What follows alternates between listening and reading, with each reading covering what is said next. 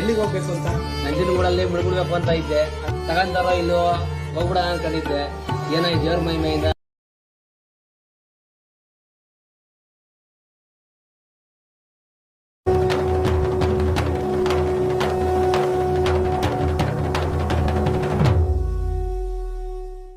ಯಾಕೆ ಹೋಗ್ಬಿಡೋಣ ಅನ್ಸಿ? ಏನಾಗಿತ್ತು ನಿಮ್ಗೆ?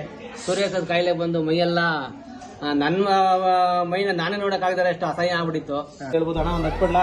ಬರ್ರಿ, ತಲೆ ಕೆಡ್ಸ್ಕೊಬೇಡಿ, ನಾವಿದ್ದೀವಿ.